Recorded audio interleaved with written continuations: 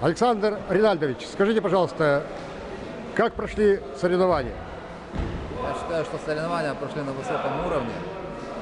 Было достаточно судей, судьи были квалифицированы, протестов не было и приличное количество участников, женщин. Как вы считаете, 27 сентября этого года, в честь столетия Зосимы Васильевича Панева, мы сможем организовать подобное мероприятие?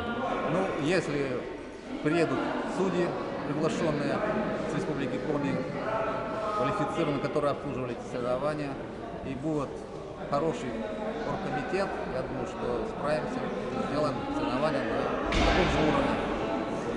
И в то же время соревнования по коми-национальной борьбе «Зум-и-Дож».